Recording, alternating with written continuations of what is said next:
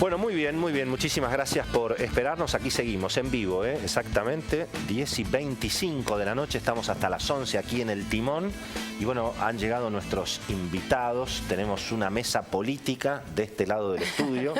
Aquí está el doctor Guillermo Lipera, que es presidente del Colegio de Abogados de la capital, ¿verdad? De la ciudad de Buenos Aires.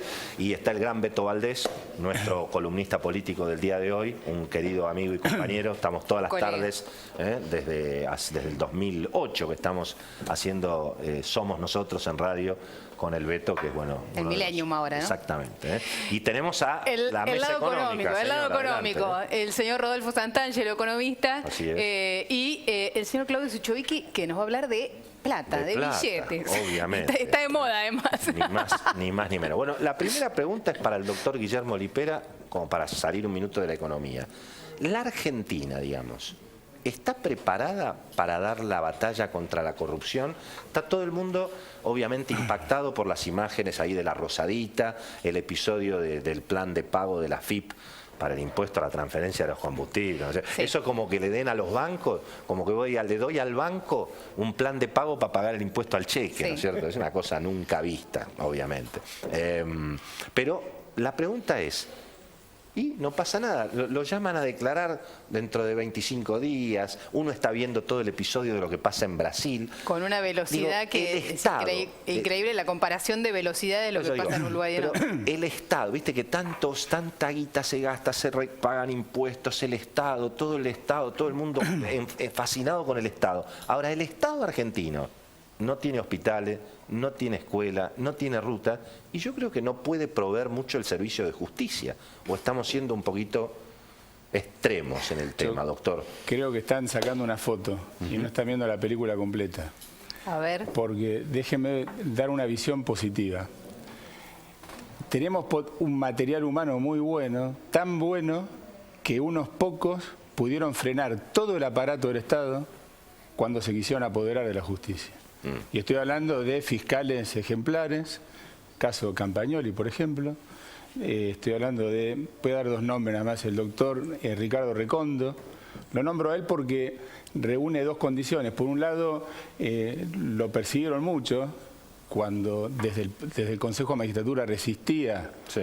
Acuérdense de la cautelar que le querían imponer a Clarín, que se querían llevar puesta, al revés, había una cautelar y sí. Querían condenar en el Consejo de Magistratura a los jueces que habían aplicado la cautelar. Sí, está bien, está bien, pero ahora lo que uno ve es que los jueces que se hicieron los distraídos en todos los casos de corrupción son los que tendrían que intervenir ahora. Pero bueno, tenés un poco de todo. Yo lo que digo es que potencialmente hay una cantidad de buenos jueces que han trabajado muy bien y si han logrado frenar con la colaboración del periodismo, con la colaboración de los abogados, de la ciudadanía, frenaron semejante aparato estatal que se quiso llevar todo puesto. Ahora el presidente Macri, estimado Beto, dijo que se siente impotente.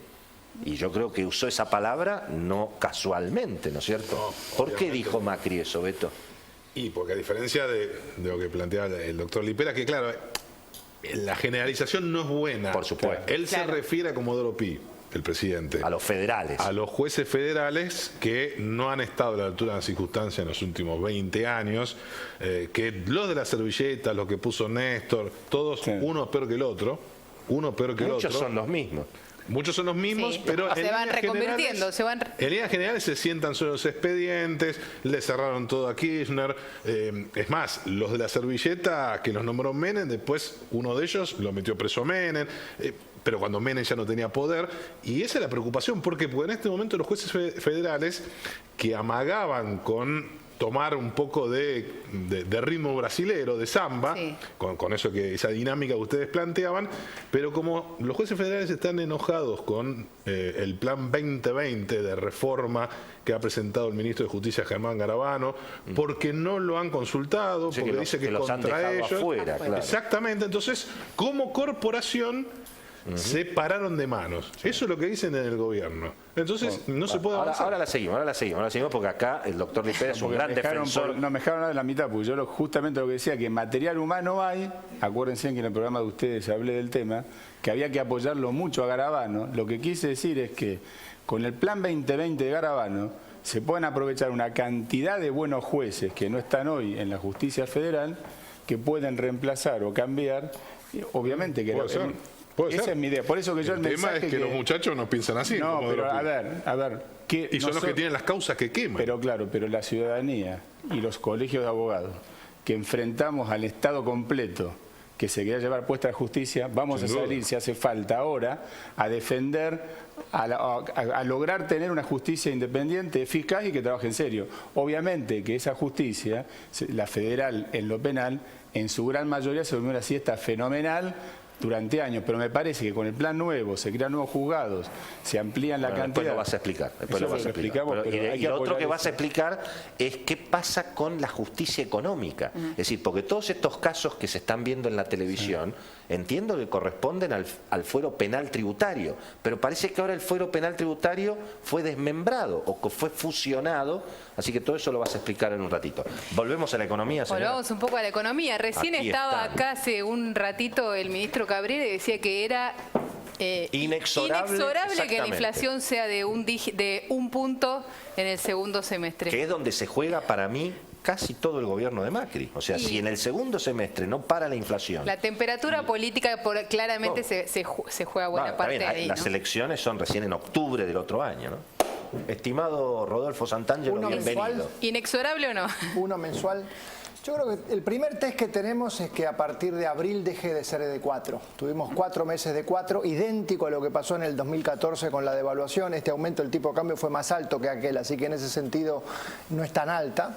El primer test es que abril empiece con 2, aunque sea 2,99,9. Y que tengamos 3 meses de 2 y pico, salvo el mes que suba el gas, que puede dar 3. Yo creo que a eso vamos a ir, a 3 meses de 2. Sería eso el segundo trimestre. Abril, mayo y junio, que tengamos 3 meses de 2 y pico, salvo el que aumente el gas, que va a dar 3 y pico. De ahí a que en el segundo semestre vayamos a 1, me parece que todavía hay un largo trecho.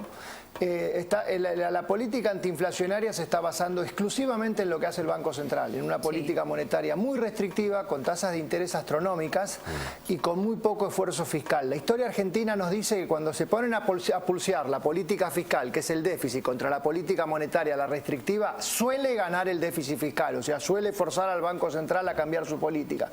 Salvo que se consigan montañas de financiamiento, pero montañas de financiamiento.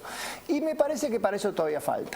Así que yo diría, vos lo que decís es que la salida del default no garantiza que no haya que seguir emitiendo para cubrir el déficit, en definitiva. No, emitiendo va a haber que seguir emitiendo más de la cuenta. La salida del default va a obtener financiamiento. Lo primero que tiene que obtener financiamiento es para pagar lo que hay que pagar, para pagar la deuda que hay que pagar, para pagar los cupones que nos tiene trabado Griesa y para pagarle a los holdout porque se les paga en efectivo. Ese número son unos 20 y pico de mil millones de dólares. Yo diría, recién cuando se consiga el 20 y pico y un poquito más, ese serviría para el déficit primario. Los primeros 20 son para los pagos en dólares. Entran y salen, no para el déficit. Con lo cual me parece que todavía falta. Yo creo que la pulseada entre quién se apropia del financiamiento y sobre todo el interno va a ser el más difícil. Están el Tesoro, el Banco Central y el sector privado, los tres queriendo apropiarse de la misma plata. ¿Y qué pasa con el dólar, Claudio? Porque acá plantea el amigo Santangelo que en definitiva controlar el dólar y mantener el dólar quieto, y bueno, es una de las herramientas clave. En general, los gobiernos, cuando mantienen el dólar quieto, ganan las elecciones. Digo, mirando el año que viene también, ¿no? Está muy bien y los voy a desilusionar porque no va a haber debate. Estoy completamente de acuerdo en el escenario. Y apuntando a tu pregunta del dólar, creo que el costo para frenar la inflación es una suba de tasas violenta. Esa suba de tasas violenta está produciendo lo que intuitivamente vos le preguntabas a Pancho recién, esto de prefiero estar en pesos al 37, 39% anual y no dolarizarme ahora.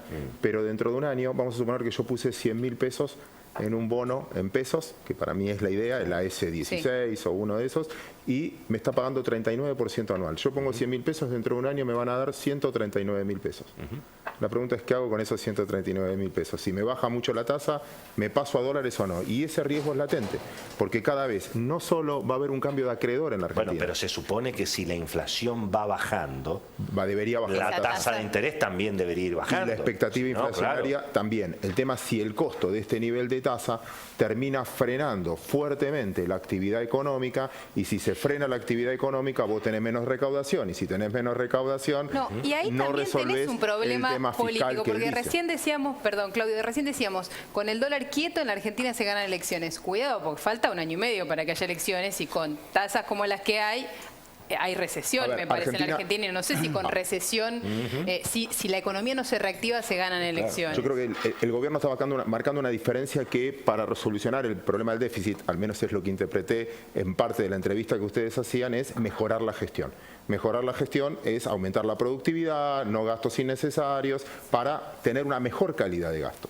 Ahora, para vos mejorar eso tenés que meter 2 palabras en Argentina que hace mucho que no hablamos. Productividad ante todo y competitividad. Y el tipo de cambio es fundamental también para hacer, porque si no, Brasil, por lo que tengo entendido, produjo 3 millones de autos, vendieron 2. ¿A dónde da la sensación de que no tiene mucho para mejorar. Bueno, ¿cómo compito con eso? Vamos al Ahora, segundo. el Banco Central en esta semana dio alguna señal. Es decir, en primer lugar, dio la sensación de que puso un piso a la caída del dólar, compró el que llaman ahora el bono Heiri, después vamos a hablar del bono Heiri, compró el bono de la provincia de Buenos Aires y esos dólares pagó 14.50, es decir, hay quienes dicen que ahora hay un dólar 14.50 a 16, a 14.50 compra el Banco Central, a 16 vende. ¿Ustedes creen que eso es así? Bueno, yo te diría, no nos olvidemos que vamos a un régimen de tipo de cambio libre, fluctuante, ¿no? Sí. O sea, no volvamos a la vieja historia de que el tipo de cambio tiene que estar estable. El tipo de cambio no tiene que estar estable, el tipo de cambio tiene que estar subiendo y bajando, volatilidad. Lo que no tiene que tener es linealidad al alza permanente, porque eso es pero una volatilidad a la europea, pa. ¿De qué estamos? Bueno, pero eso todavía estamos lejos. Estamos lejos. Lo que pasa es que volatilidad ahora... No nos enamoremos de que el dólar tiene que estar fijo, porque el error que no se puede cometer es el de 2014. En 2014 Kicillof se mandó la zaparruchada de que dejó el dólar en 8 y la inflación se lo comió y terminamos el año peor. Esa hoy es una responsabilidad del mercado, no del Banco Central. El Banco Central ha dicho que él va a permitir la fluctuación. Entonces, entra en juego la tasa de inflación. Y voy a un punto de Claudio. Vos sabés que el instrumento más poderoso que hay para bajar el déficit fiscal es la inflación. Esa es una paradoja, porque si la inflación, si la inflación baja muy rápidamente, los ingresos van a caer rápidamente, y ahí entonces el gasto tiene que entrar en un corsé fenomenal. Entonces, ojo con hacer pronósticos demasiado facilistas. Yo creo que el gobierno, ¿sabés que el error que cometió en el primer trimestre es haber hecho pronósticos demasiado audaces? Claro. ¿Para qué dice que la tasa de inflación va a ser 25? Claro. ¿Para qué? ¿Para qué dijo que en el primer trimestre no iba a haber pass-through? ¿Vos decís que vos en 30 firmás el empate hoy? Lo firmo ya. Hoy. Y para el primer trimestre te diría, ¿para qué dijo que no iba a haber pass-through de dólar a precios? Y siempre en la historia argentina hubo. Sí. El 4% que hemos tenido mensual es un buen resultado. Lo había dicho en la campaña, en la campaña que los precios estaban a 14. Pero después de la campaña cambiaba. Quedaron presos de ese discurso. La verdad que se están dando definiciones demasiado contundentes de baja de la tasa de inflación, de que en el primer trimestre no iba a haber pass-through, ese tipo de cosas que no son consistentes con la herencia. Acá lo que tenemos que darnos cuenta es que los problemas son consecuencia de la herencia. La herencia era un desastre. Y lo que estamos viviendo es eso. Y dar pronósticos demasiado audaces, demasiado estrictos, es como querer comprarte un pantalón 32 y vos tenés al 34. No te va a entrar si lo querés forzar. ¿Me explicás, Claudito, una cosa que es espectacular, digamos? A medida que se iba deteriorando la situación política en Brasil y que parecía que Dilma y Lula se van debilitando, se va fortaleciendo el real. Es decir, lo que hemos visto todavía... Y las acciones, claro, la bolsa brasileña volando, subiendo cuando hay una crisis política de una dimensión gigante. En la Argentina lo que estamos acostumbrados es que cuando hay crisis política, cae el peso y sube el dólar. Ahora resulta que en Brasil hay crisis política y sube el real, se fortalece la moneda. ¿Eso hay una experiencia eso? que la tenemos bastante cerca, que es Argentina el año pasado. Por supuesto. Fue la mejor bolsa de todo el mundo. Un rebote fenomenal, porque hay un momento donde la expectativa o el poder de cambio puede mucho más que la herencia. Pero déjame poner un dato que quizás lo llevo más del lado político y tiro la pelota para otro lado. Hace no mucho tiempo aprendí algo que a mí me sirvió muchísimo. Lo decían sobre la Reserva Federal. Entonces alguien me enseñó, un argentino que trabaja en la Reserva Federal de Dallas, sí. Carlos Arazaga, vos lo conocés, me enseñó y me dice, vos nunca mires la decisión, mirá con cuánto se votó. Si es unánime, es una política estable. Si están divididos, mitad y mitad, va a tener mucha volatilidad, porque un solo cambio de un tipo cambia. En Argentina lo mismo. Para mí fue muy importante la votación en el Congreso a la salida de los holdouts la otra vez, donde vos ves... 2 tercios a 1 tercio. Muy fuerte. Entonces, bueno, el Beto Valdés contaba hoy a la tarde en la radio, ahora le vamos a preguntar, la importancia de los 165 votos que logró Macri en la Cámara de Diputados. Claro, vamos a seguir discutiéndolo un poquito después del Eso corte, es más importante. Y a lo que preguntabas de Brasil, y cierro, ¿por qué creo que impacta favorablemente a los mercados? Porque hay un consenso, cuando vos ves los carteles, que no quieren más un tipo de populismo donde se gasta un montón.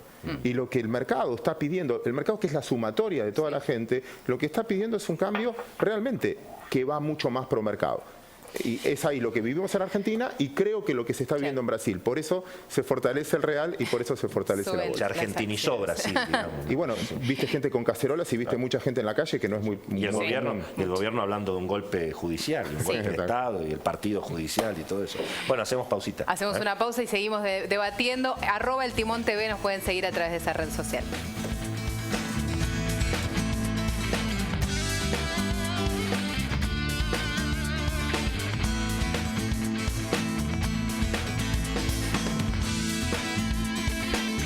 Grupo Petersen, desde 1920, construyendo el país.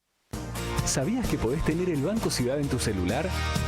Hacé transacciones, localizá cajeros, pagá todo, recargá tu celular. Nueva banca móvil del Ciudad. Bájate la app y disfruta. Banco Ciudad, te quiere ver crecer. Adrián Mercado presenta Expo EFI 2016, la exposición argentina de economía, finanzas e inversiones más importante del año. 30 y 31 de marzo, Hotel Hilton Buenos Aires. Entrada libre y gratuita. Informes e inscripción en www.expoefi.com. Invita a Adrián Mercado, Gestión Inmobiliaria.